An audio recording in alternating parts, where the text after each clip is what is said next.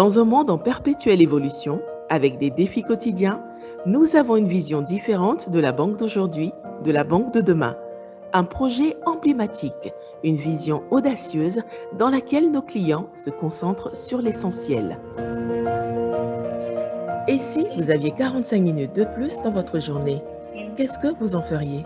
Notre nouvelle agence est le symbole de notre engagement envers l'innovation et l'excellence. Son architecture avant-gardiste et son design novateur reflètent notre volonté de repousser nos limites et de créer un environnement inspirant pour nos clients et nos collaborateurs. Le parcours client est optimisé pour une expérience fluide avec des solutions digitales qui réduisent les files d'attente et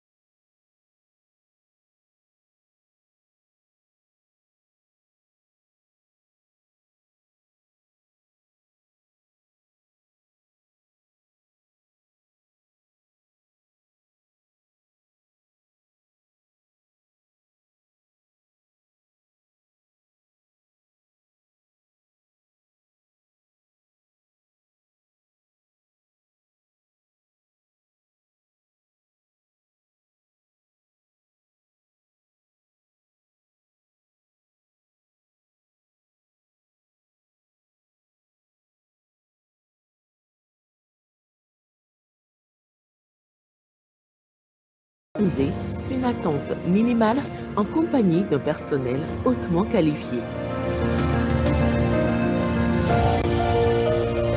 Avec nous, entrez dans un monde différent. Nos clients Premier Banking bénéficient d'un espace dédié pour leurs opérations.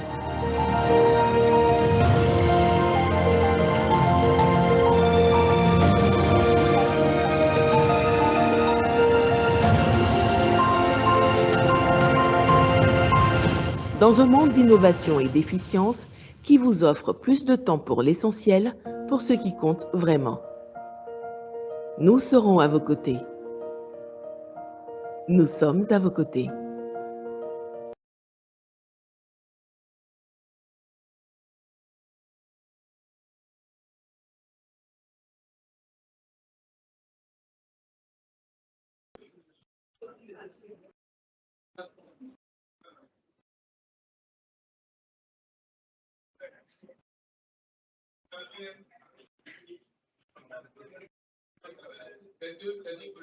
Bonjour, merci de nous retrouver sur ce premier webinaire de l'année 2024 sur le thème de la résolution financière ou encore comment bien préparer son année financière.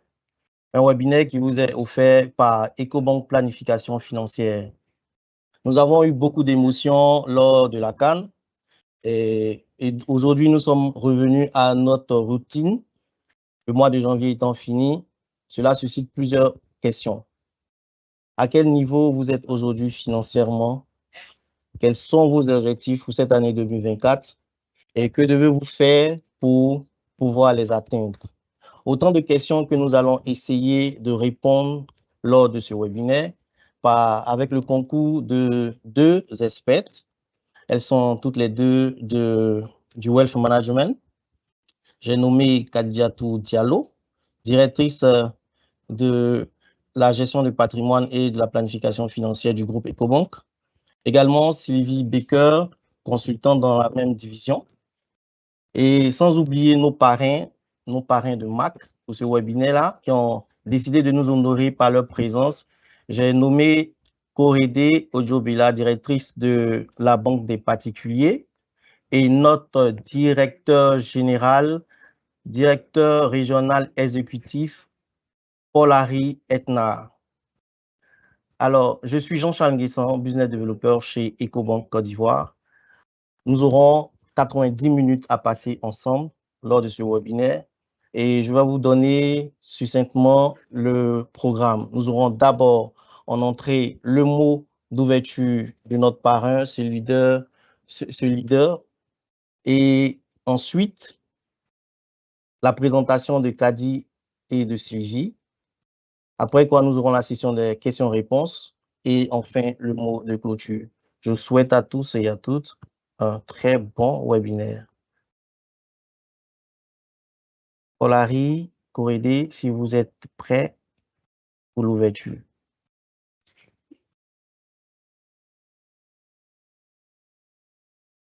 Jean-Charles, merci beaucoup. Je pense que tout le monde m'entend. Si c'est le cas, Corédé, si tu peux faire un hochement de la tête, s'il te plaît. OK, parfait. Merci. Tout le monde m'entend.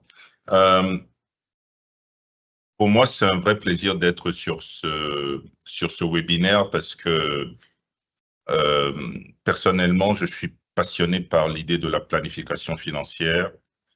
Si vous vous souvenez bien, chers collègues, vous savez que depuis maintenant plusieurs années, on organise un salon de l'épargne. Et ce salon de l'épargne avait comme vocation et comme ambition de développer la culture de l'épargne auprès des populations ivoiriennes. Et donc, pour nous, Ecobank Côte d'Ivoire, j'ai envie de dire que c'est un devoir de démontrer que nous sommes les meilleurs connaisseurs et les meilleurs experts en termes de planification financière. Le sujet de la planification financière est un sujet difficile à aborder parce que ça touche aux finances personnelles des gens. Et pourtant, lorsqu'on enlève le côté affect, j'ai envie de dire que c'est le premier sujet auquel on doit penser lorsqu'on veut bien planifier sa vie. On planifie généralement sa vie sur le plan matériel, on planifie sa vie sur le plan familial. Il n'y a aucune honte à ne pas planifier sa vie sur le plan financier. Et malheureusement, beaucoup de gens ne le font pas et malheureusement, beaucoup de gens pensent qu'ils savent le faire.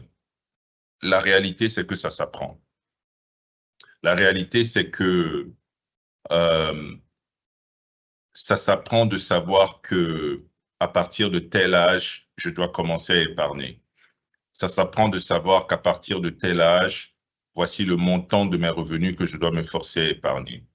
Ça s'apprend pour savoir, dans mon épargne, il est mieux que j'investisse dans A plutôt que dans B.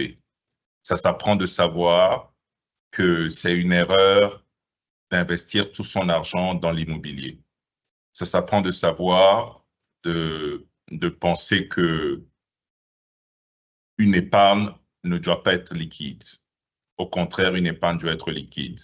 Ça s'apprend de savoir qu'il y a plusieurs étages dans une épargne.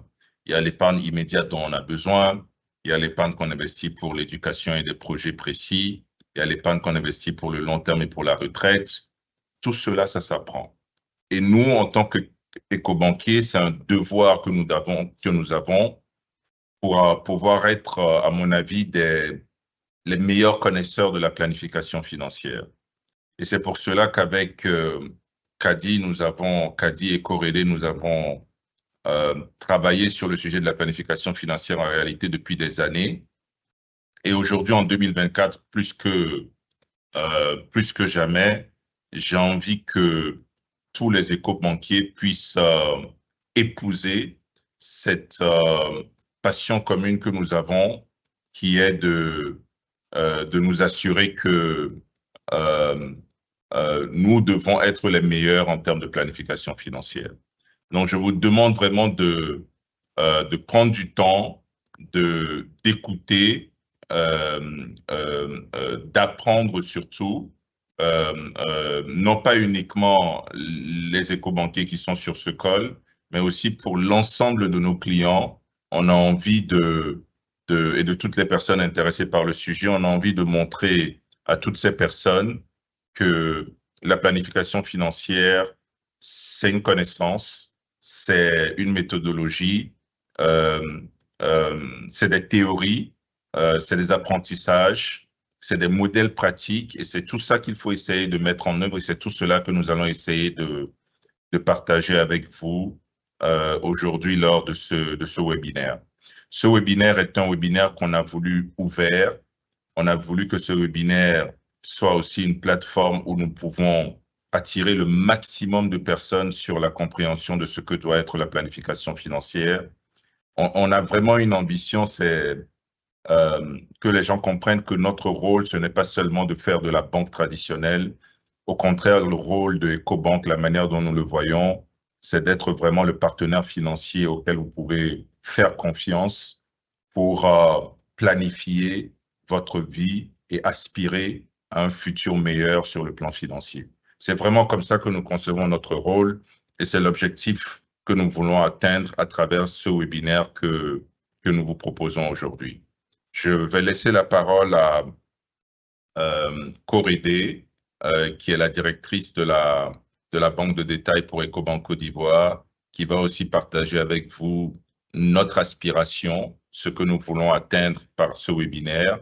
Et par la suite, vous avez Kadi et Sylvie qui vont rentrer plus dans le détail et vous présenter un certain nombre d'outils que vous pouvez utiliser pour assurer un avenir financier meilleur et pour mieux planifier votre vie financière.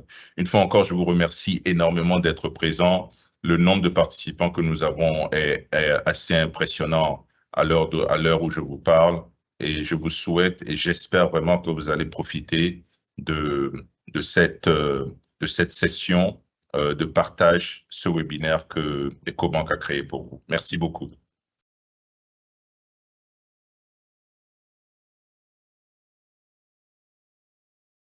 Merci Paul-Henri, merci Jean-Charles. Jean-Charles, j'espère qu'on m'entend bien.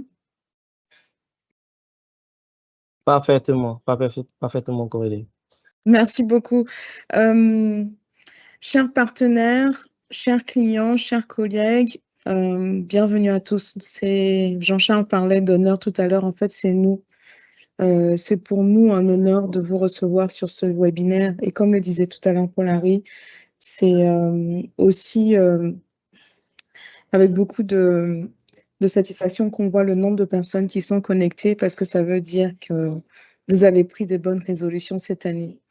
Si je ne me trompe pas, l'année dernière, le 2 février et tout au long de l'année, le 2 février, on entamait les bonnes résolutions de votre année financière et j'espère que vous avez pu en réaliser quelques-unes. C'est le moment de faire le bilan.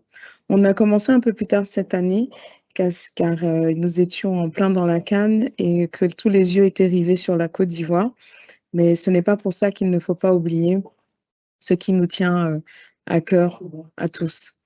Je vais commencer par une citation. La richesse n'est pas seulement le compte, mais la connaissance. C'est une citation célèbre de Yvan Mambou que j'aime beaucoup, car elle traduit à la fois notre posture chez EcoBank et à la fois ce qu'il faut faire. Notre posture chez EcoBank, comme l'a dit tout à l'heure Paul-Henri, c'est vraiment apporter à tous nos clients le service, les outils, les clés, l'expertise, parce que nos commerciaux sont tous certifiés, et l'expérience afin d'impacter durablement et positivement votre vie. Votre vie et bien sûr la vie de tous ceux qui vous entourent et qui vous sont chers. Chaque client est certes unique, chaque client a des besoins différents, mais c'est ensemble que nous pourrons construire ce patrimoine pour vous et votre famille. Alors, pour y arriver, qu'est-ce qu'il faut faire? Pour y arriver, déjà, il faut s'engager. Il faut prendre une décision. S'engager sur la voie des résolutions fermes. Même si c'est vrai qu'on est fin février, j'espère que vous les avez déjà prises en début d'année. Et pour ces bonnes résolutions, il faut faire un bilan par rapport à l'année dernière. Qu'est-ce que vous avez pu mettre en place et par rapport à cette nouvelle année?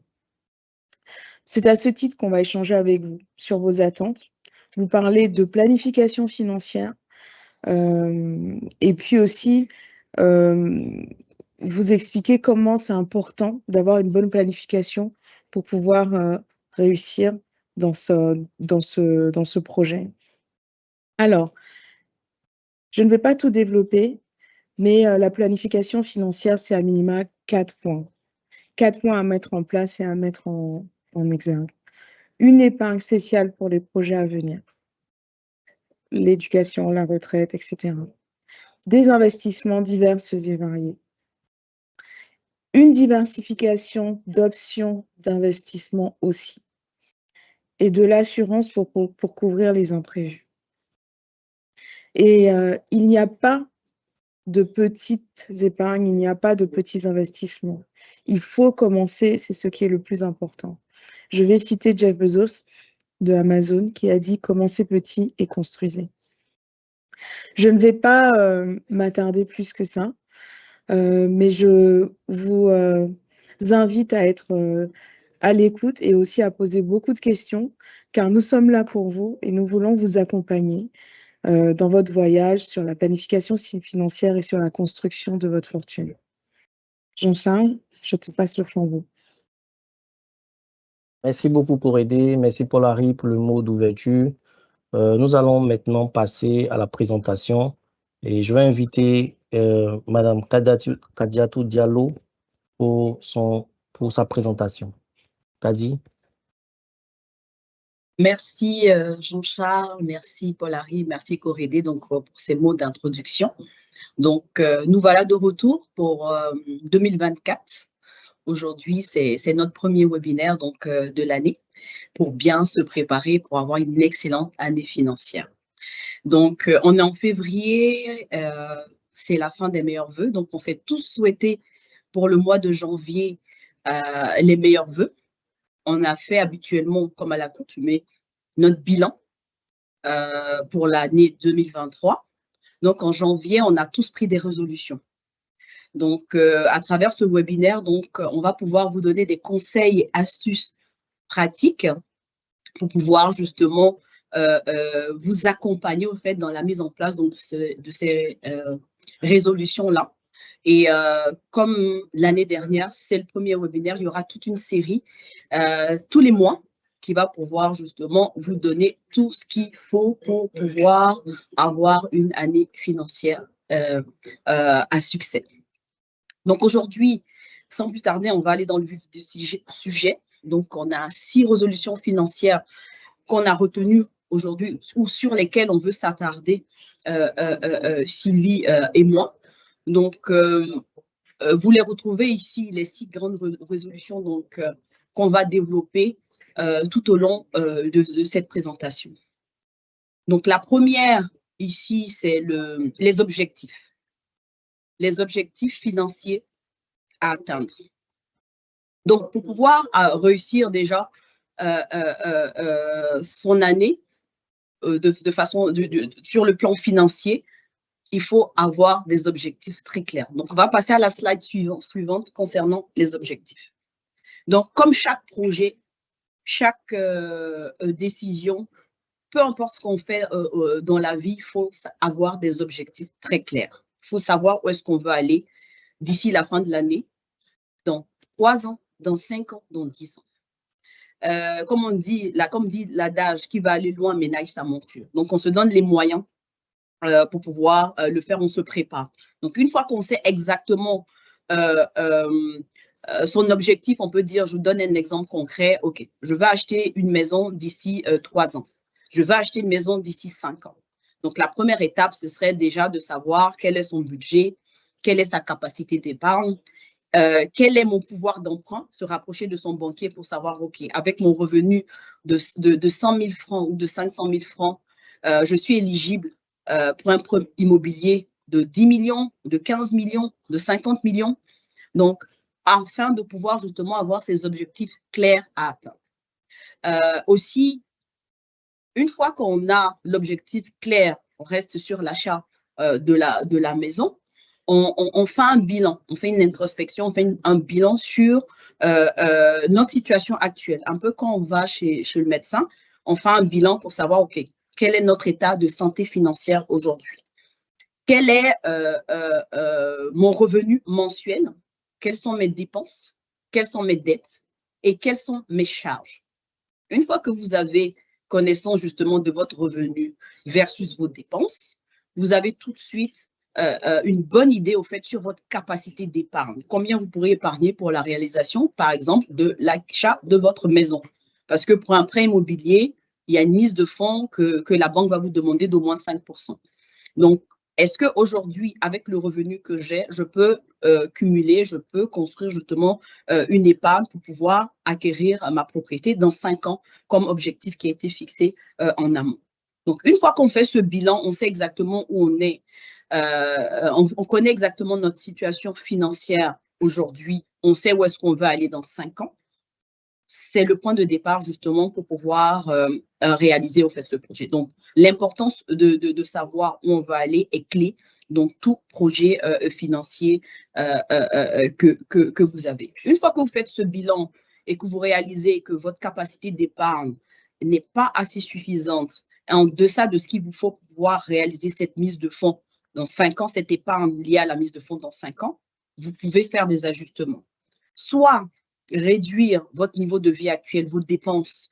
Est-ce que, pardon, est-ce que vous avez besoin, je dis par exemple dans votre budget que vous avez établi, vous avez un 50 000 peut-être pour les restaurants ou pour les maquis en fin de semaine, est-ce que vous avez vraiment besoin au fait de justement cette dépense? Est-ce que vous pourrez la réduire à 25 versus 50 000? Vous posez la question. Ou si vous avez vraiment que des dépenses minimales, des dépenses de subsistance, vous pourrez peut-être voir la possibilité de créer, de générer une autre source de revenus additionnelle à votre revenu principal qui vous permettra justement de réaliser cette épargne. Donc, le bilan, comme le bilan qu'on réalise en début d'année est très important. Et une fois qu'on sait où est-ce qu'on est aujourd'hui, où est-ce qu'on va aller dans 5 ans, on a déjà réalisé, on va dire, 30% de notre plan financier pour pouvoir justement avoir cette année financière à succès qui nous tient à cœur. Donc, une fois que les objectifs sont clairs, on va passer à la slide suivante.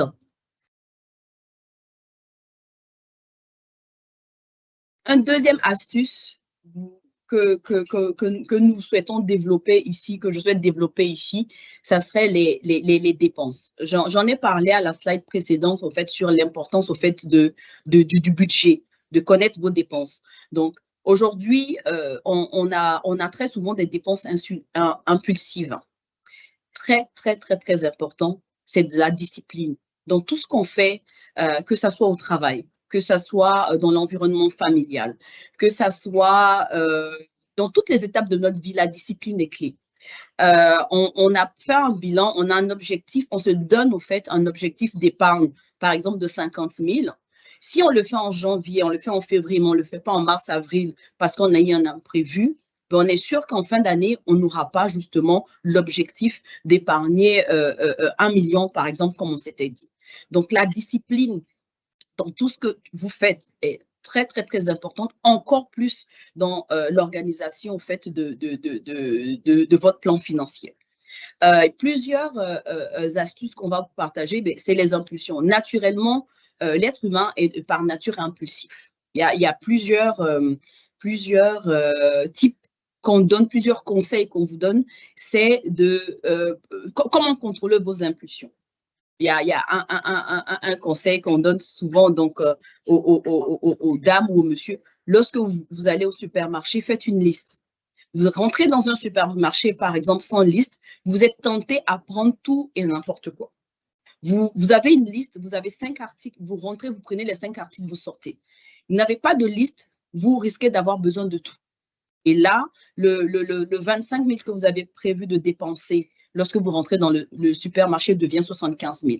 Et qu'est-ce que ça va impacter? Le 50 000 que vous avez prévu d'épargner pour l'acquisition de votre maison, vous ne pourrez pas le dépenser parce que vous avez peut-être acheté des produits, des articles dont vous n'aviez pas forcément besoin.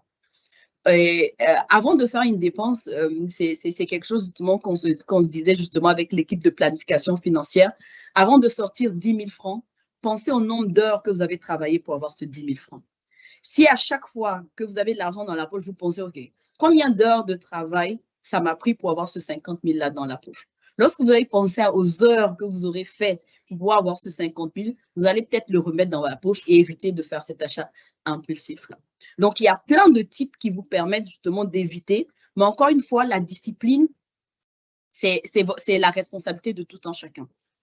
C'est vraiment, c'est contre nature, en fait. C'est vraiment l'impulsion, c'est naturel. Donc, il va falloir justement aller chercher cette force intérieure-là être fixé, orienté, objectif, et puis s'assurer justement de ne vraiment pas sortir du budget et penser, garder toujours en tête l'objectif que vous avez, l'acquisition de la maison pour vous et votre famille. Donc, ça, c'est ces deux types qui pourraient justement vous aider à réaliser ce projet d'acquisition de la maison, comme on l'a dit à l'entame donc de cette présentation. On garde en tête l'objectif de l'acquisition de la maison. Une fois qu'on a nos objectifs, on a cultivé la discipline à notre niveau, le troisième astuce que je souhaiterais développer, je pense que je vais laisser la parole à Sylvie pour prendre le relais à ce niveau-là. Sylvie va pouvoir justement développer à partir de là. Sylvie? Merci Kadi. Bonjour à tous. Bonjour chers clients. Bonjour chers collègues.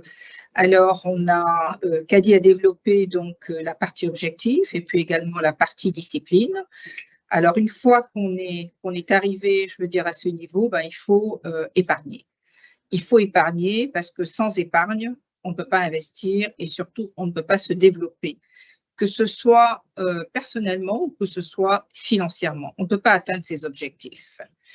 Alors, quand on parle d'épargne, évidemment, l'épargne, ce n'est pas uniquement pour les riches. L'épargne, c'est pour tout le monde. Et chacun a un niveau d'épargne qu'il peut mettre en place. Dans beaucoup de religions, il y a ce qu'on appelle la dîme, c'est-à-dire 10% de son salaire que l'on donne, soit en charité. Et là, on peut se dire, OK, je fais peut-être une partie charité, mais il y a un pourcentage que je vais pouvoir mettre pour pouvoir atteindre mes objectifs à la fois personnels et professionnels. Alors, quand je parle de professionnel, on peut pouvoir mettre de l'argent de côté parce qu'on veut tout simplement ouvrir son entreprise ou même la développer. Alors, la première chose, évidemment, qu'il y a à faire, c'est que si on a des dettes, il faut d'abord les payer. Ça, c'est clair, avant de pouvoir épargner. Et on épargne. Pourquoi? On épargne justement pour pouvoir, encore une fois, investir, pas pour dépenser. Quand on parle de dépenses, ça fait partie du budget. On peut même mettre une partie du budget pour ses achats impulsifs. Pourquoi pas? Ça peut aider.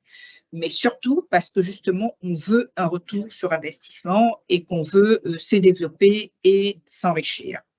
Alors, il est clair que si on le met sur le compte courant, comme son nom l'indique, c'est pour les dépenses courantes. C'est transactionnel.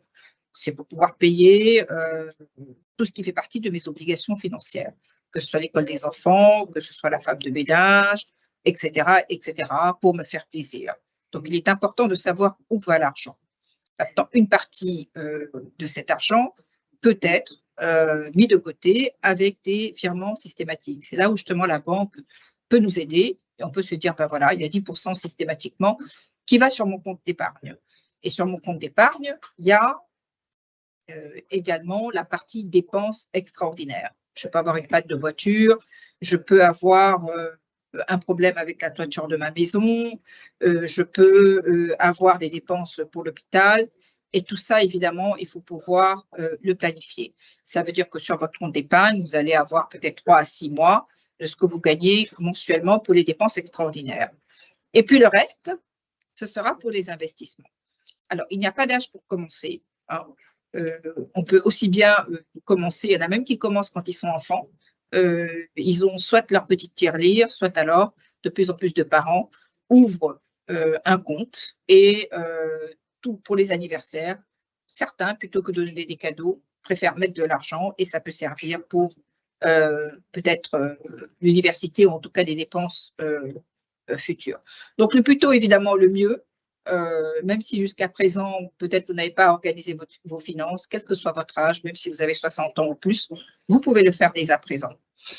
Alors, il est important, comme je viens de le mentionner, d'avoir une partie pour toutes les dépenses extraordinaires ou exceptionnelles, parce que ça nous arrive à tous.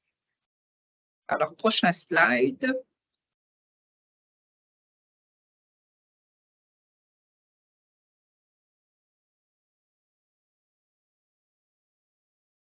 Alors, il ne suffit pas d'épargner, il faut également penser à protéger vos actifs, c'est-à-dire ce que vous avez épargné et en fait, ce dans quoi vous avez investi.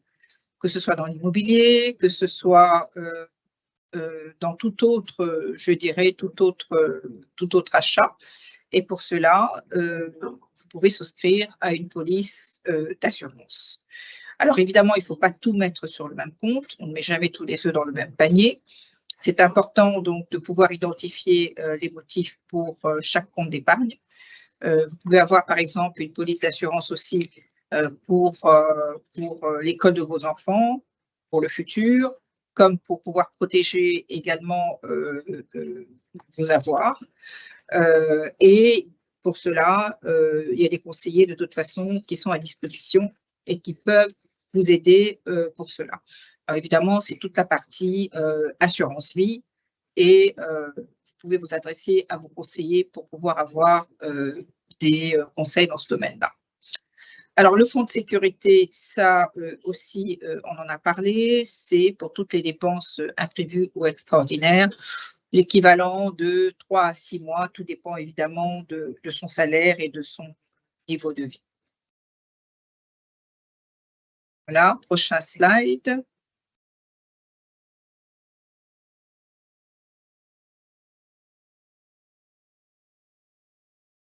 Je ne sais pas si vous m'entendez.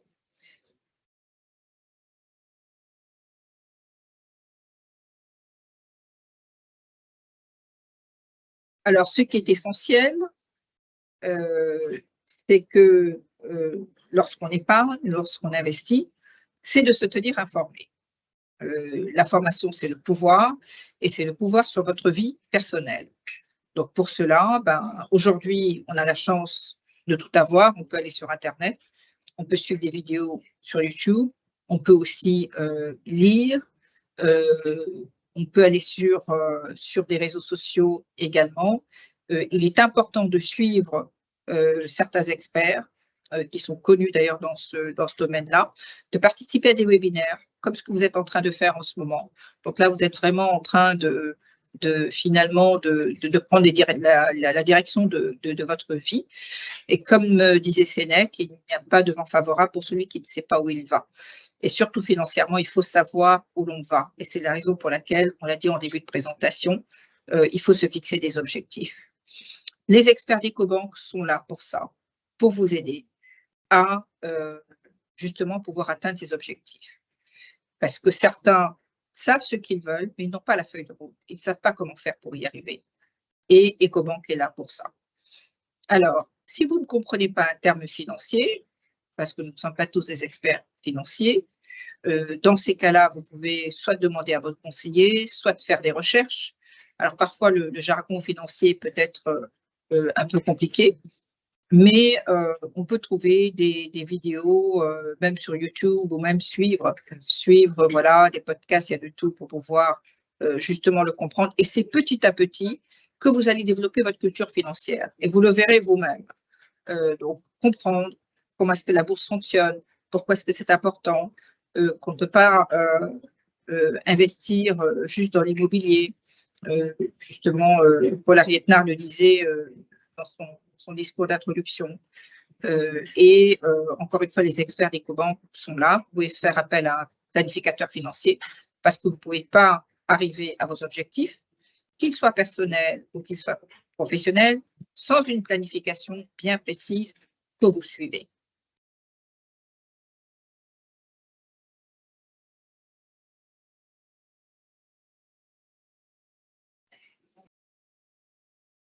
Alors, évidemment, il faut être patient.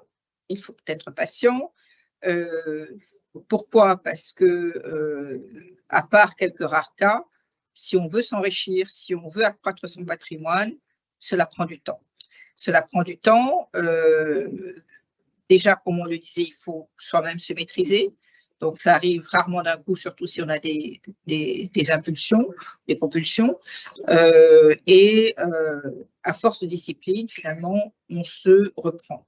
Mais également parce que pour pouvoir aussi s'enrichir, il n'y a pas de petites sommes. On voit bien qu'au bout de 5 ans, qu'au bout de 10 ans, et certainement de 20 ans, on s'est constitué un patrimoine. On ne commence jamais assez tôt. C'est à 20 ans que l'on commence, même si on pense qu'on a toute la vie. On n'a pas toute la vie si on veut avoir une retraite qui est confortable. Et je suis sûre que vous connaissez tous des personnes qui ont très, très bien gagné leur vie et qui arrivent à la retraite parce qu'ils n'ont pas planifié, se trouvent dans une situation difficile où ils doivent dépendre des autres ou de leurs enfants, ce qui est très lourd aussi pour eux. Donc, c'est à partir de cet effet de levier des intérêts composés que vous allez pouvoir justement y arriver. Vos investissements génèrent des intérêts, ils génèrent des revenus. Il faut évidemment les diversifier et c'est là où votre conseiller pourra vous aider. Donc, le temps est votre allié. Okay, ça ne se fait pas en 6 mois, en 1 an, ça prend du temps. Mais si vous commencez dès maintenant, cela va porter ses fruits et vous serez finalement fiers de vous parce que vous aurez fait preuve à la fois de détermination, de patience, mais surtout, vous allez vivre une vie confortable et vous êtes déjà en train de préparer votre futur. Le temps passe très vite, contrairement à ce que l'on pense. On se lève, on a 40 ans, et puis 50 ans, et puis 60 ans, et là, tout devient plus compliqué. Donc voilà les conseils qui vous sont donnés. Et je vais passer maintenant la parole à Kadi, qui va donc faire un récapitulatif des enseignements clés que l'on vous a donnés au cours de cette présentation. Okay. Merci Sylvie. Jean-Charles, si on peut passer à la prochaine. Merci Sylvie, merci Kadi, mais avant que Kadi arrive sur les enseignements clés, je pense qu'on peut déjà faire un tout petit résumé quand même. On a retenu de vos interventions, il faut déjà qu'il y ait, avant tout propos, avant démarrage, il faut définir d'abord son objectif. C'est très important. Il faut avoir un but, savoir où est-ce qu'on veut aller. Si on n'a pas de but, c'est clair qu'on va patauger, on va aller franchement dans tous les sens. Et Kadi a surtout parlé de la discipline. Beaucoup comprennent la discipline de façon intellectuelle, mais ils ne l'appliquent pas vraiment à leurs finances. Et ça devient après un problème. On sait qu'on doit épargner, mais quand il arrive le moment d'aller s'amuser, il faut sortir l'argent. Automatiquement, on oublie la notion de la discipline qu'on s'était fixée. Et ça, je pense que c'est vraiment très important, se donner d'être organisé et puis d'avoir vraiment de la discipline. Je reviens un peu sur Sylvie, qui nous a parlé de la dîme, je pense, sur les religieux, donc 10% par mois. Et c'est vrai que 10% chaque mois, ça paraît insignifiant, mais sur plusieurs mois, ça devient quelque chose. Et je pense qu'on devrait vraiment y songer. Et surtout, le point de vivre en dessous de ses moyens. Je pense que c'est très important. Aujourd'hui, on a une population qui va tellement vite avec les innovations, la technologie, tout le monde veut s'aligner, mais quand on n'a pas les moyens de pouvoir s'aligner sur ce qui est, il faut rester humble et puis c'est justement l'humilité qui nous a fait gagner la CAN. Donc, il faut rester humble quand on n'a pas les moyens et vivre en dessous, n'est-ce pas, de ses moyens. Voilà. Donc, c'était juste pour revenir un peu avant que Kadi ne parte sur le slide prochain. Merci. Merci Jean-Charles. Je pense que, comme on dit, l'humilité a été désactivée. Il fallait que tu trouves un moyen de parler de la CAN en plein webinaire. Donc, merci pour ce sourire-là. Donc, c'est vrai, on est champion d'Afrique, mais bon, voilà, on reste humble, Donc, merci Jean-Charles pour cette belle transition. Donc, on est à quasiment la dernière étape au fait de cette présentation-là. Donc, on aspire tous au fait à être indépendants, à l'indépendance financière. C'est un objectif qui est louable, hein, qui permet de vivre sans être stressé au fait. L'argent ne devrait pas être une source de stress.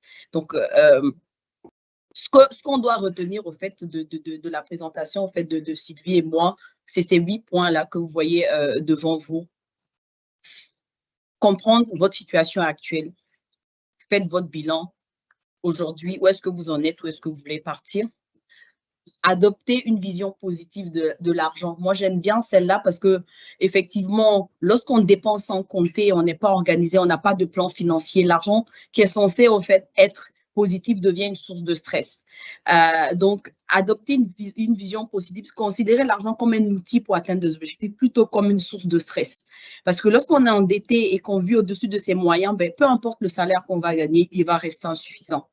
Et on se dit souvent, j'attends quand on va m'augmenter, quand j'aurai une augmentation, je vais épargner.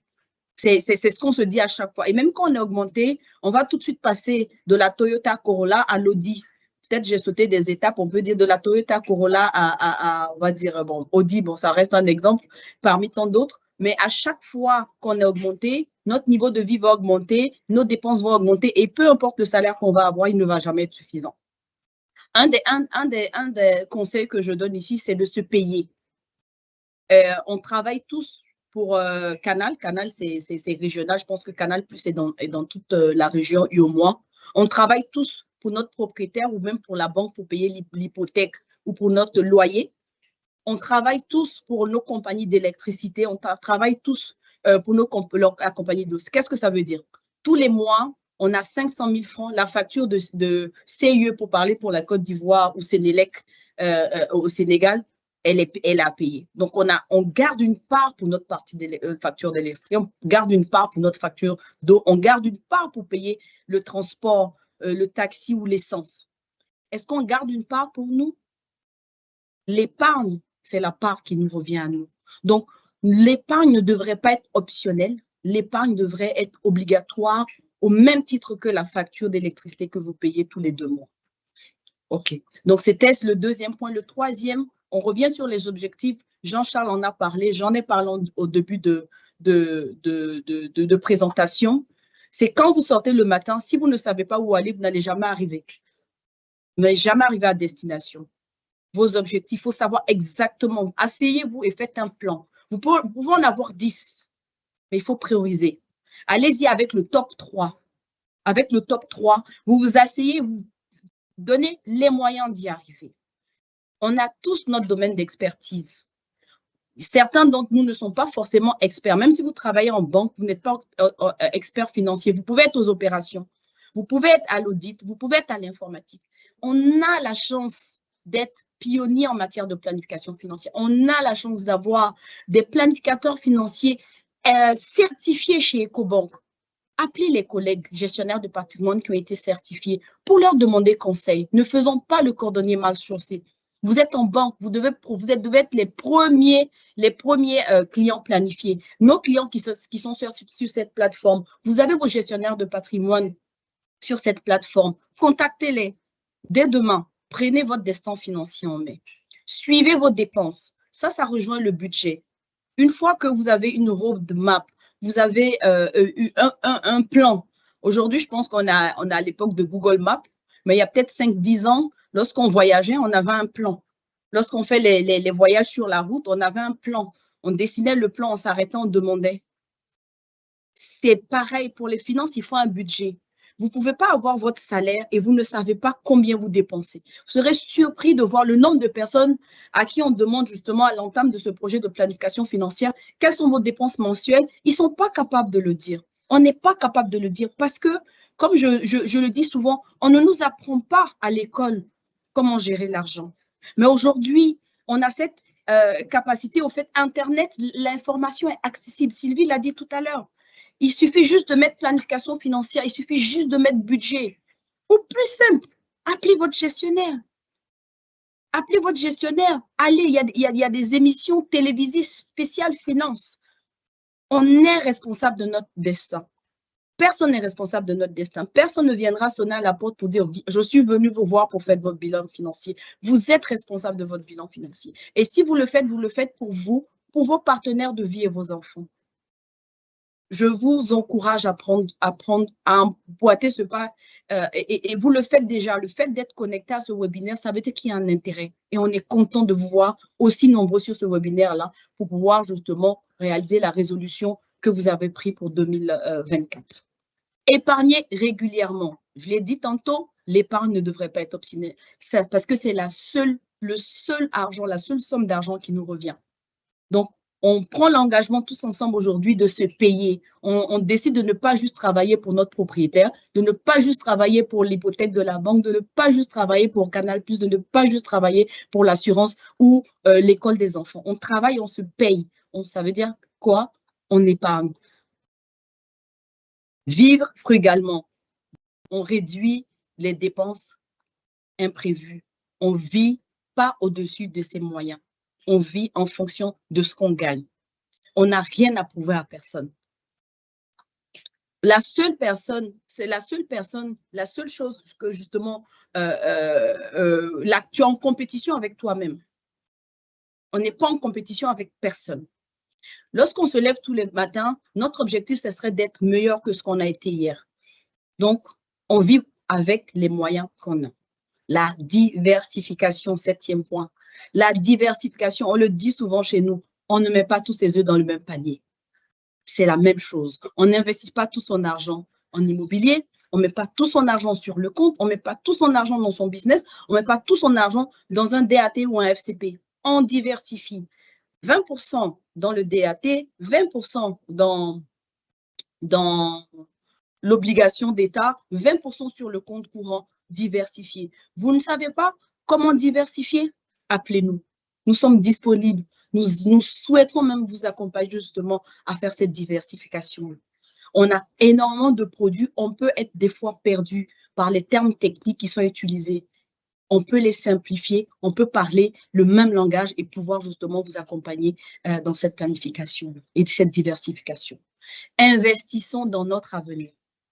Pensez long terme, investissez judicieusement. Il y a tellement de produits, on peut rapidement être perdu. Aujourd'hui, c'est le premier webinaire. On en aura un tous les mois où on va pouvoir justement vous parler des différents supports. Et en fonction de vous, votre bilan, de vos objectifs de vie, de vos aspirations, on pourra vous trouver les supports d'investissement les plus adéquats.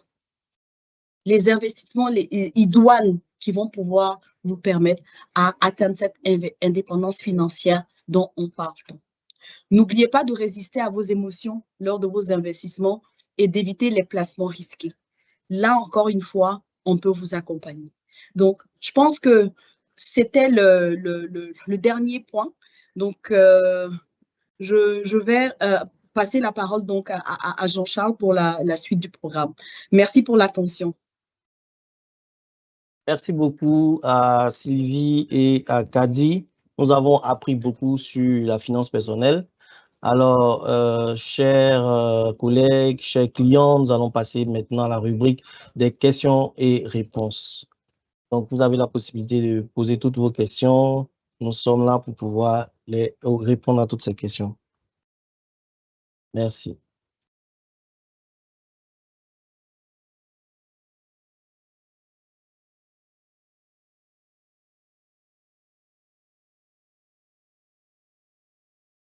En attendant les premières questions, je vais revenir un peu sur la conclusion de Kadi.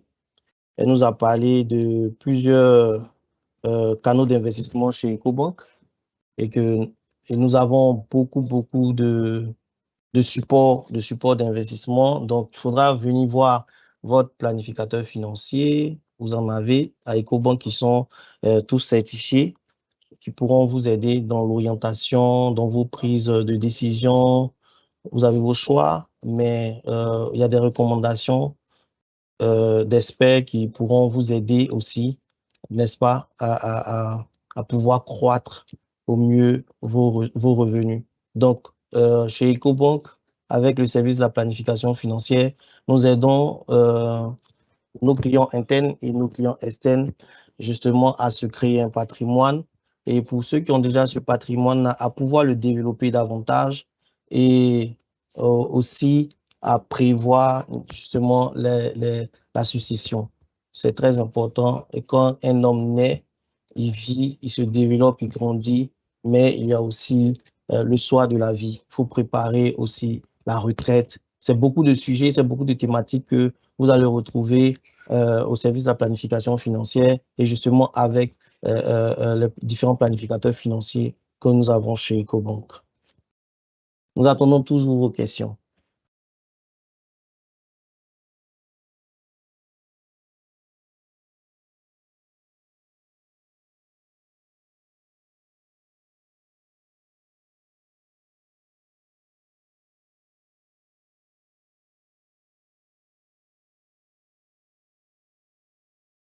Alors, nous avons une première question.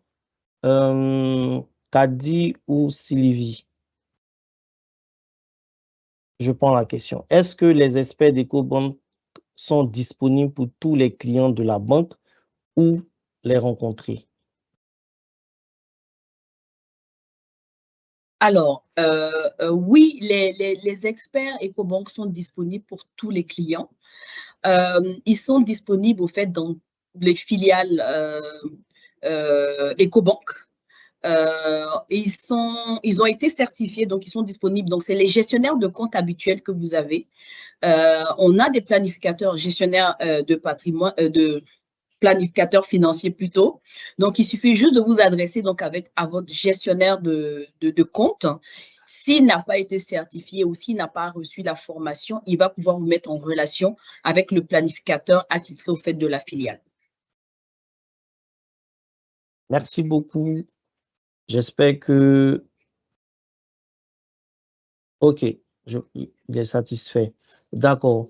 La deuxième question, c'est pourquoi plusieurs comptes d'épargne pour nos projets? Pourquoi avoir plusieurs comptes d'épargne pour nos projets? Je la prends. OK. Pourquoi avoir plusieurs comptes d'épargne pour nos projets? En fait, lorsqu'on met toute son épargne dans un pot commun, comme on l'a dit, on a tendance à la grignoter. Lorsque, je dis par exemple, tu as un compte d'épargne pour les études universitaires de ton enfant, si tu as mis en place, lorsqu'on met en place une épargne systématique pour alimenter ce compte, on sait que d'ici 5 ans, mon fils doit aller à l'université, j'ai besoin de 3 millions. Lorsqu'on va avoir, on est en Afrique, hein, on aura une nouvelle de décès, l'oncle du village est décédé, il faut cotiser. Si l'argent est dans un pot commun, on va regarder, l'argent n'est pas alloué à un projet, j'ai peut-être un 200 000, 300 000 qui dort sur le compte, je vais le prendre, je vais dire, ah, c'est mon oncle, il faut quand même que je participe, qui est normal, on est tous humains, on est tous africains. Cependant, si l'argent, l'épargne est bloquée sur un compte épargne dédié à l'éducation de l'enfant, on aura moins tendance à aller toucher cette épargne-là qui est déjà allouée avec un projet clé qui est très important. Donc, d'où l'importance pour l'éducation des enfants d'avoir un compte épargne études avec une assurance qui va avec, une épargne retraite pour justement avoir des vieux jours paisibles parce qu'on sait tous que la retraite, on a moins de revenus au fait pour la retraite. Donc, pour garder le niveau de vie qu'on a aujourd'hui à la retraite, on recommande toujours de faire une épargne supplémentaire. Donc, épargne études pour les études, épargne retraite pour la retraite, épargne mariage pour le mariage de ma fille ou de mon fils, épargne pour l'acquisition de la maison. Ce qui reste sur le compte courant, c'est ce que tu as de disponible. Donc, tu risques, en séparant les comptes et en leur donnant des objectifs, qu'est-ce que ça fait? On garde une certaine discipline. On a parlé de discipline tantôt. Donc, on est discipliné et on n'a pas tendance à utiliser l'argent qui est déjà alloué pour un projet très clair pour justement un imprévu qu'on ne peut pas faire en temps normal. Donc, voilà l'importance au fait d'allouer, de donner des objectifs clairs et à chaque projet pour s'assurer au fait de la discipline d'épargne pour la réalisation de ce projet. Merci beaucoup, Kadi, pour la réponse. La prochaine question, c'est en termes de rendement, vers quel produit se tourner pour un investissement à long terme, au moins 10 ans? Je répète, en termes de rendement, vers quel produit se tourner pour un investissement à long terme, au moins 10 ans? Sylvie? Alors, d'abord, tout dépend de son profil de risque, hein, de son appétence pour le risque. Il y a des personnes qui ne veulent surtout pas perdre leur capital. Donc, forcément, le rendement sera plutôt limité. Là, ça peut être, par exemple, un dépôt à terme, ou ça peut être des investissements dans des obligations souveraines, ou alors des obligations de certaines entreprises qui sont bien cotées. On peut aussi être, je dirais, modéré. C'est-à-dire qu'on veut prendre des risques, mais c'est modéré. Et dans ce cas-là, il y aura donc les instruments financiers dont je viens de parler, mais en plus, on peut investir dans des actions. Alors, à partir du moment où on investit dans des actions, là, c'est considéré comme étant un peu plus agressif, mais également le retour sur investissement est meilleur. Donc, tout dépend en fait de son profil de risque.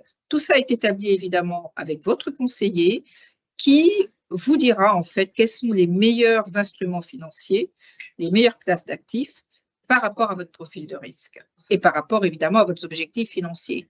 Parce que si, par exemple, dans un an, vous avez besoin de l'argent pour acheter une maison, par exemple, ou bien qu'un de vos enfants va à l'école ou à l'université, vous savez déjà que vous avez besoin de cet argent, c'est clair qu'on ne va pas vous proposer la même classe d'actifs que si, par exemple, vous n'avez pas besoin de cet argent et vous savez que, par exemple, pour les 5 prochaines années, vous n'allez pas y toucher. Donc, pour résumer, tout dépend de votre profil de risque, tout dépend de vos objectifs financiers, évidemment de la somme que vous avez à investir.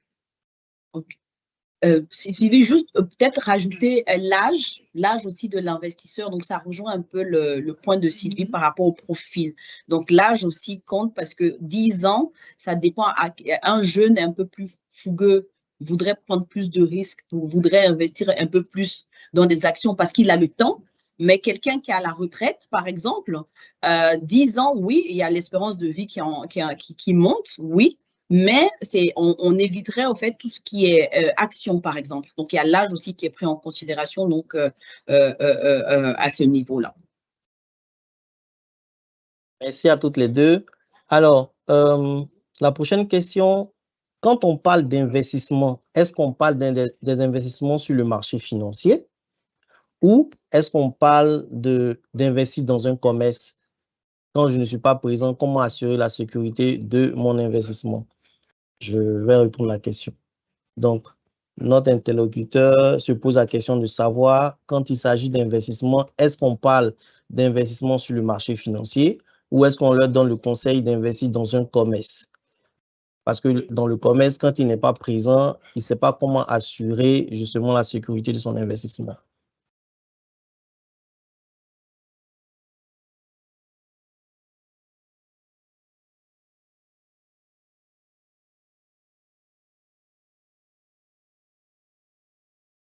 Mettre tous ses œufs dans... Non, le micro était fermé, désolé. Ah, le micro était fermé, désolé. Alors, tout dépend d'abord des montants que l'on a à investir. On ne met jamais tous ses œufs dans le même panier. Okay? Donc, ça veut dire quoi? Ça veut dire qu'il faut à la fois investir dans les marchés financiers et il faut également investir dans l'économie réelle, c'est-à-dire dans des business, ça peut être un restaurant, ça peut être autre chose. Mais il faut toujours un mix. Et il ne faut pas oublier, pour tous ceux qui justement investissent dans l'immobilier, que l'immobilier n'est pas liquide. Donc, si tout à coup, vous avez une dépense extraordinaire, il y a quelqu'un qui est malade, vous avez besoin d'argent, ou il y a un décès, vous ne pouvez pas vendre votre bien immobilier comme cela. Enfin, je pense que quelqu'un a son micro ouvert. Voilà.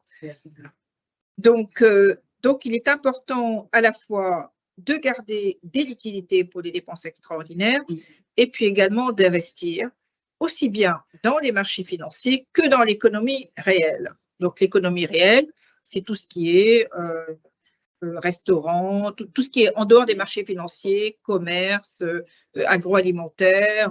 Il faut vraiment donc un mix des deux. Merci beaucoup, Sylvie, pour cette réponse. La prochaine question, comment trouver un mentor dans le domaine de l'investissement? Comment trouver un mentor dans le domaine de l'investissement? OK. Pour trouver un mentor, c'est se faire conseiller ou accompagner? C'est un expert en investissement ou c'est un employé? Pour l'éducation financière, je vais essayer de répondre au fait les deux volets parce que la question a deux connotations. Donc, mentor, bon, pour en savoir un plus, pour être coaché, mais ça revient à se tenir informé. On peut les trouver en ligne, on peut suivre. Tout à l'heure, Sylvia parlait, au fait, il y a des personnes qui sont experts, notamment chez EcoBank, ou sur les réseaux sociaux qui font des présentations comme on fait aujourd'hui, qui permettraient justement d'en savoir un peu plus au fait sur tout ce qui est investissement. On a parlé aussi de la Bourse régionale des valeurs mobilières qui est ici en Côte d'Ivoire, qui reçoit au fait des clients, pas des clients, on va dire, qui reçoit des personnes. Il y a des séances de présentation, de formation.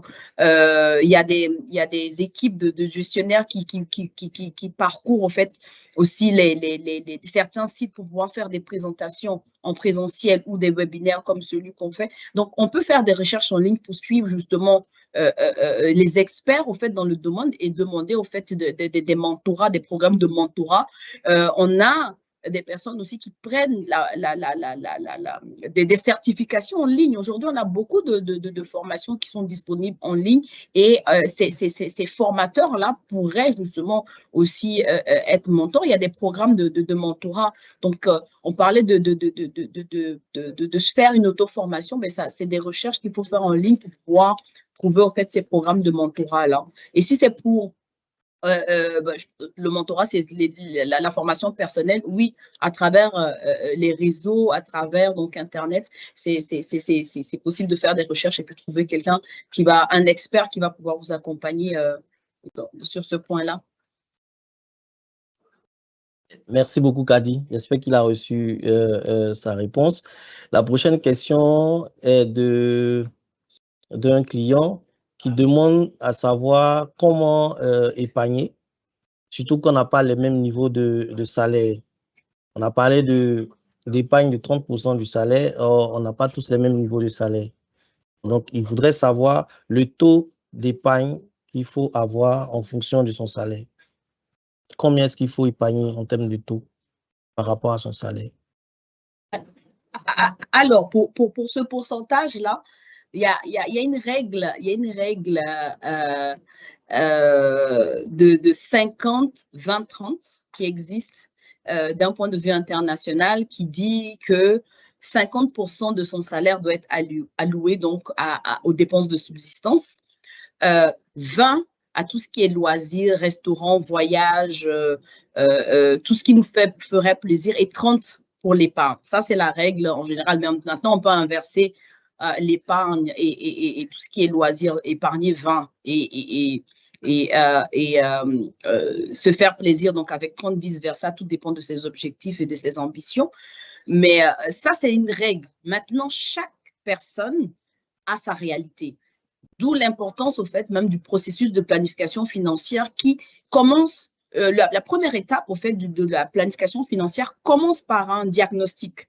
Donc, pour chaque individu, justement, pour ce cher client qui a posé cette question-là, moi, je l'invite justement à contacter son gestionnaire, son planificateur financier pour pouvoir déjà faire le budget et voir quel est le pourcentage qu'il peut épargner. Donc, 30, ça, c'est une règle générale, mais ce n'est pas adapté à tout le monde. Donc, chacun a sa réalité.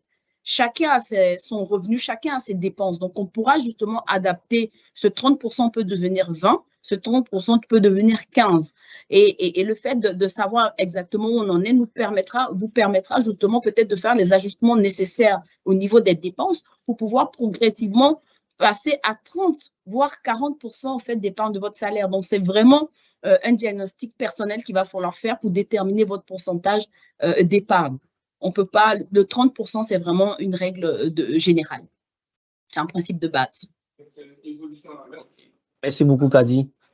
La prochaine question, je pense que Sylvie, tu vas pouvoir prendre. Est-ce qu'Ecobank a des opportunités immobilières pour les personnes non résidentes, donc en résidant à l'extérieur du pays?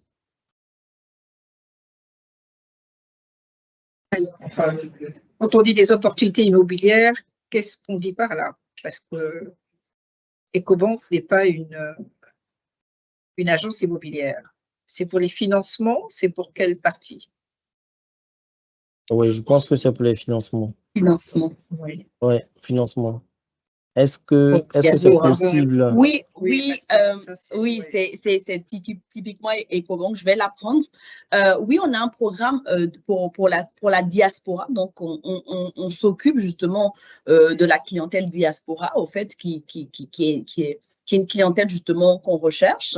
Donc, on a tout un programme pour les clients et prospects à diaspora. Donc oui, c'est quelque chose qu'on est en train de monter. Donc on a la possibilité, on a déjà financé en fait des clients au niveau de la diaspora. Donc la réponse est oui, c'est possible de faire des financements pour nos clients à l'étranger. Merci beaucoup, Kadi. Donc, j'ai une question. Comment gérer de nombreuses sollicitations familiales qui n'aident pas lorsqu'on veut épargner? Comment gérer les nombreuses sollicitations familiales qui n'aident pas lorsqu'on veut épargner?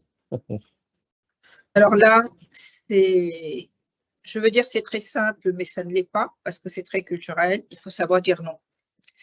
Il faut savoir dire non et autant dans certaines sociétés, comme par exemple les sociétés américaines, on peut dire non en face et les gens ne sont pas choqués ni vexés parce qu'ils comprennent. Autant que ce soit en Afrique, en Amérique latine, dans les sociétés orientales et puis également asiatiques, on ne dit pas non en face parce que le non est considéré comme étant très agressif. Donc on dit je verrai, on dit voilà. Mais le non, ça s'apprend et ça s'apprend en fait dès le plus jeune âge. Quand on ne peut pas, on ne peut pas. On ne va pas se mettre en difficulté financière et être endetté parce qu'on n'a pas su dire non. Donc ça fait même l'objet, je dirais, d'un autre séminaire. Apprendre à dire non. Aux nombreuses sollicitations, on dit familiales, mais pas que. Les amis aussi, ça fait partie de la solidarité, je dirais, africaine. On compte sur la communauté quand on est en difficulté financière. Mais pour pouvoir aider les autres, il faut d'abord s'aider soi-même. Donc, si vous-même, vous ne mettez pas en place ce qu'il fait pour vous enrichir, ça veut dire que vous n'allez jamais accroître votre patrimoine. Et vous n'allez pas forcément toujours aider les autres. Alors, dans vos dépenses extraordinaires, vous mettez là une partie pour les sollicitations financières parce que de la famille, parce qu'on sait, ou des amis, parce qu'on sait qu'on ne va pas y échapper. Mais il ne faut pas que ça soit hors de contrôle. Donc, fixez-vous des limites et encore une fois, apprenez à dire non de manière, de manière gracieuse. Merci beaucoup, Sylvie. Tu as cité l'Amérique latine, l'Europe et tout ça. Mais en Côte d'Ivoire, on dit activer le mode Annie. C'est pas méchant. C'est juste que il faut savoir dire non. Il faut savoir dire non et puis rester discipliné. D'accord. On a une dernière question. Comment s'adapter au changement économique?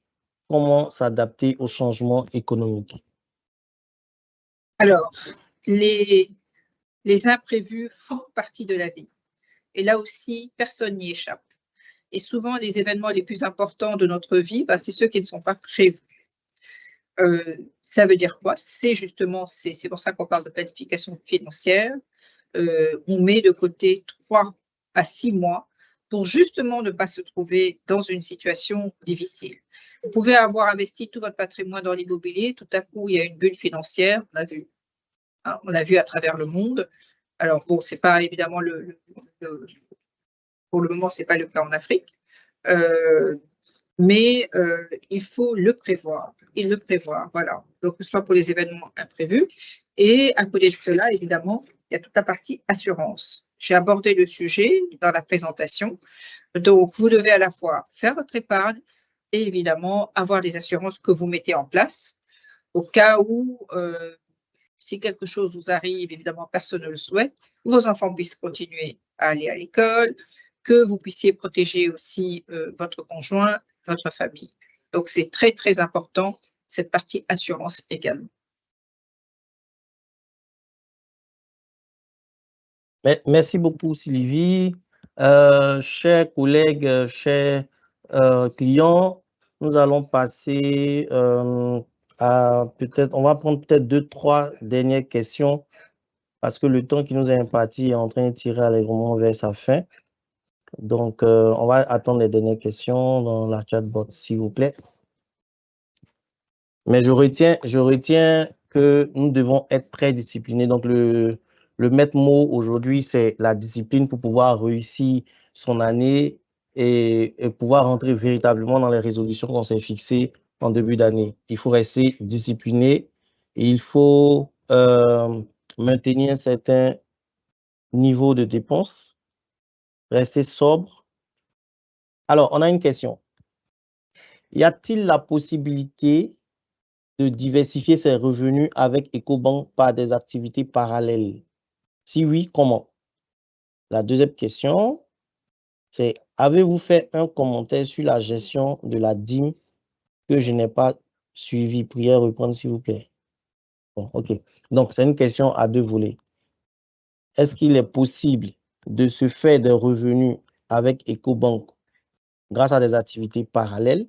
Si oui, comment?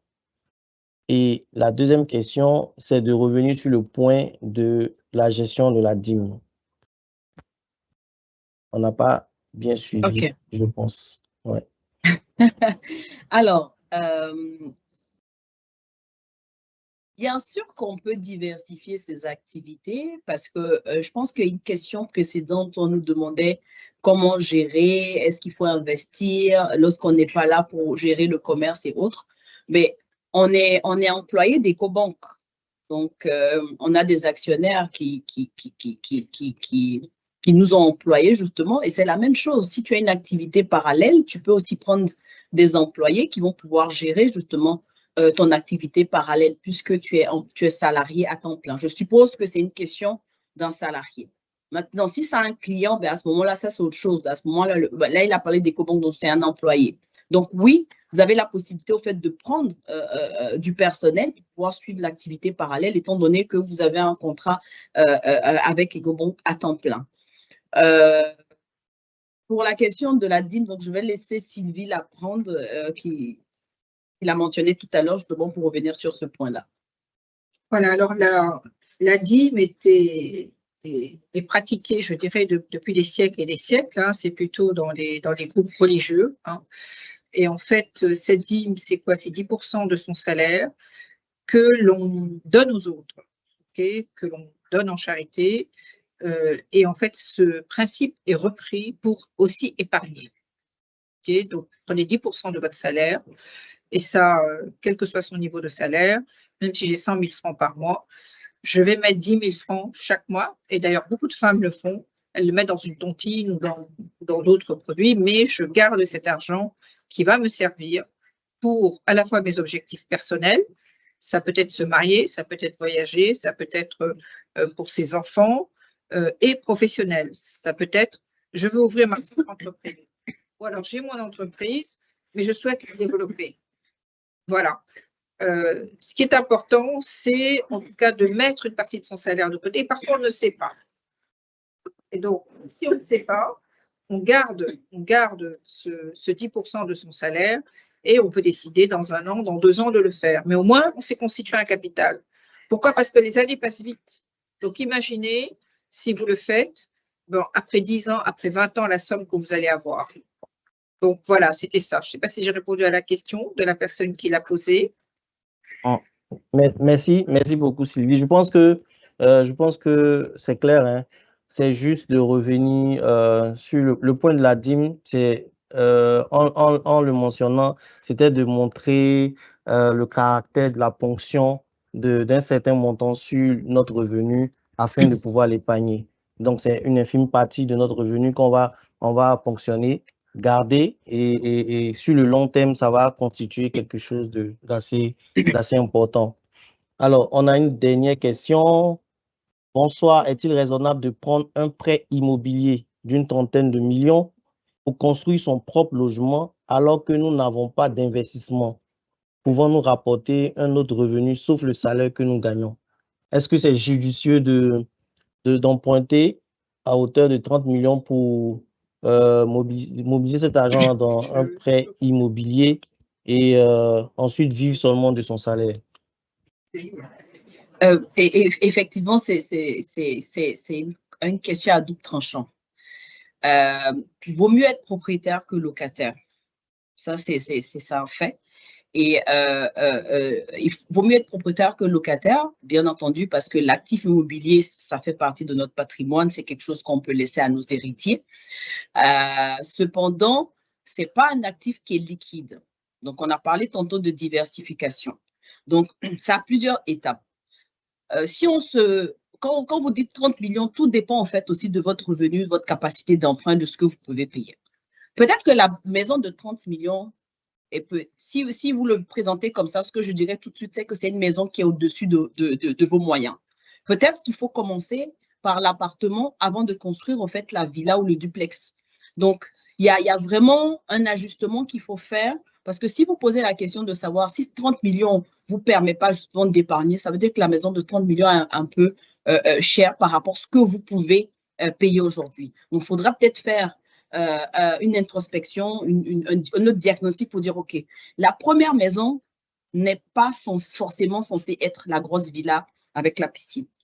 Commençons, au lieu de louer une chambre-salon, commençons par construire cette chambre-salon.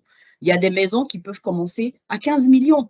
On est propriétaire, c'est toujours mieux d'être propriétaire que locataire. Donc, voilà la réponse mitigée à cette question-là. Je dois ajouter... Alors oui, j'aimerais justement, en complément, dire que tout dépend de son état d'esprit. Okay? Il y a des personnes pour qui ils ont 30 millions à disposition, c'est très important pour eux d'avoir leur chez eux. Okay? Pour d'autres personnes qui ont l'esprit beaucoup plus entrepreneurial, eux se disent, OK, 30 millions, c'est une grosse somme que je mobilise, je peux avec ça faire du business. Par exemple, je peux prendre un studio, n'est-ce pas? Un premier studio dans lequel moi je vais habiter. Donc, je ne mobilise pas tous ces 30 millions, je loue. Mais à côté de ça, je prends un autre studio et je fais du Airbnb. Et ce qui fait que je ne mobilise pas tous les 30 millions dans finalement ma propre habitation. Mais pour ça, il faut avoir évidemment un plan financier.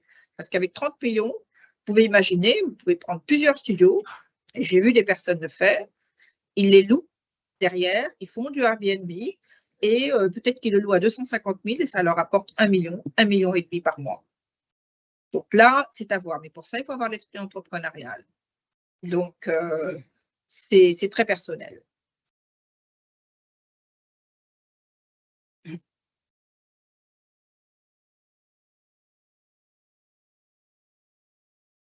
Merci Sylvie. Nous sommes toujours en attente. On va prendre la toute dernière question et enfin, après la dernière question, nous allons donner le mot de fin. Nous avons excédé le temps de 3 minutes. Nous allons respecter le temps. Donc, si vous avez une dernière question, n'hésitez pas à nous poser les questions et revenir vers nous. Vous avez les planificateurs financiers qui sont disponibles pour répondre à toutes vos questions. D'ici là, vous prenez rendez-vous dans les agences, vous pouvez appeler. Nous allons vous passer aussi des numéros dans vos différents chats pour que vous puissiez justement appeler, prendre rendez-vous, rencontrer pour toutes les zones d'ombre. La dernière question que nous allons prendre avant de nous séparer, c'est: je voudrais savoir si Ecobank finance les projets de lotissement pour des clients potentiels.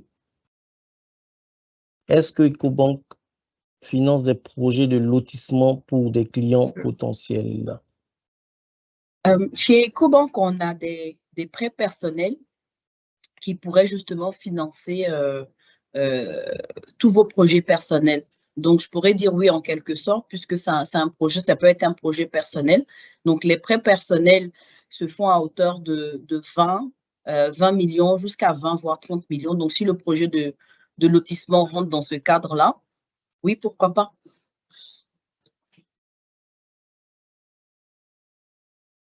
OK. Donc, ce qu'il faut retenir, c'est que nous avons plusieurs types de crédits. Rien n'est figé dans le marbre chez Ecobank. Vous pouvez venir, nous allons discuter dans la mesure des produits disponibles et pouvoir vous accompagner sur tout type de financement. Alors, monsieur, madame, je pense que le temps qui nous avait été consacré est vraiment arrivé à son terme. J'ai été très, très heureux de partager ce moment avec vous.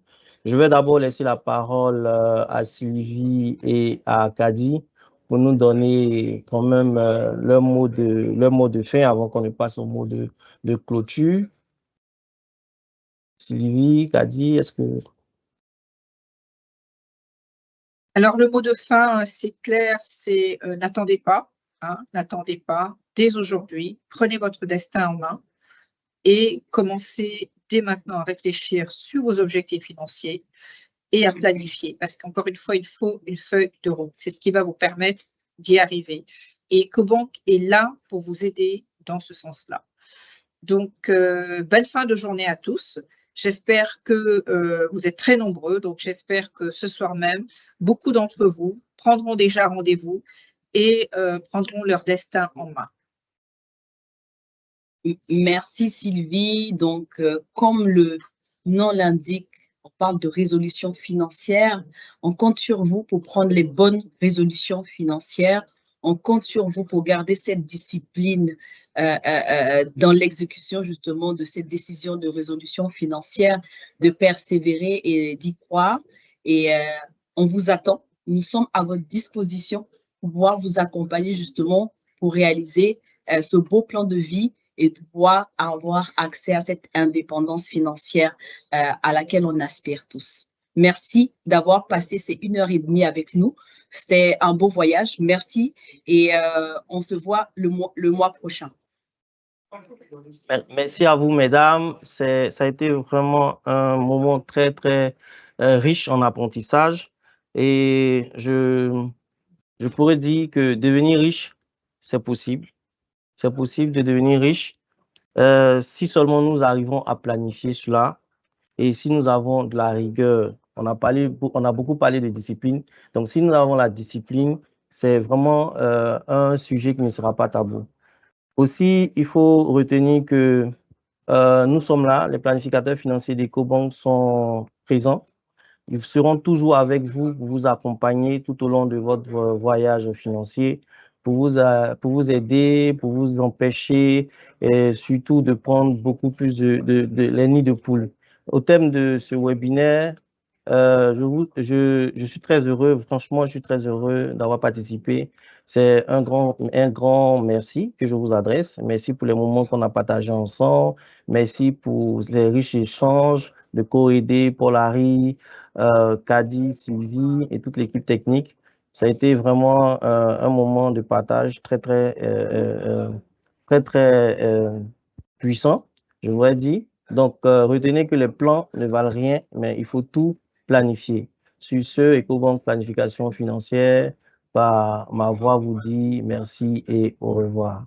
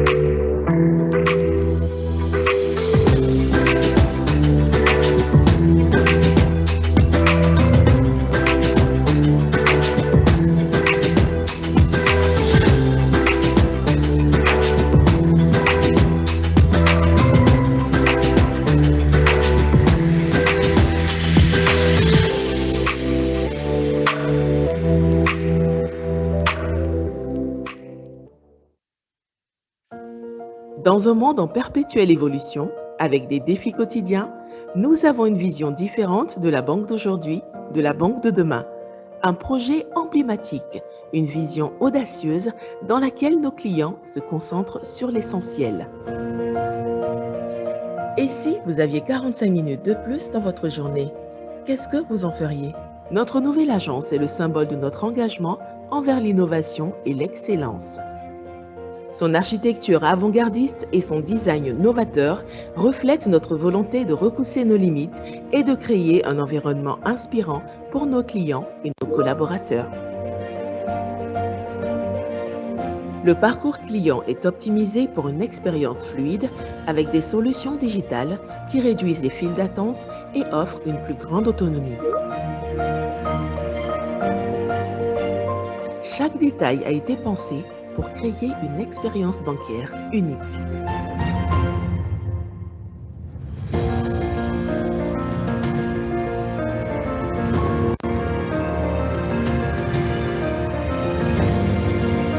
Des innovations technologiques de pointe, des écrans interactifs, des bornes libre-service offrant l'accès à nos produits digitaux.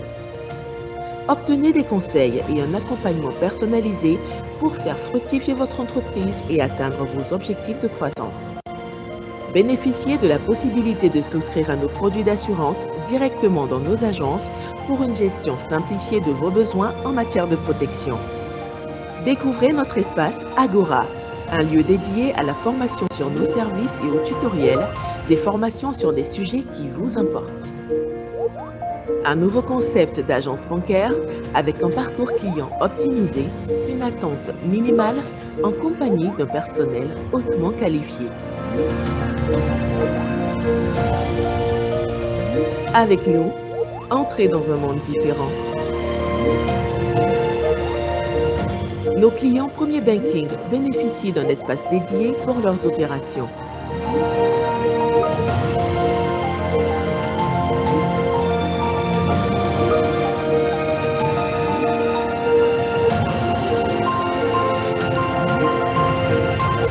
Dans un monde d'innovation et d'efficience qui vous offre plus de temps pour l'essentiel, pour ce qui compte vraiment. Nous serons à vos côtés. Nous sommes à vos côtés. Bienvenue dans votre nouvelle agence EcoBank.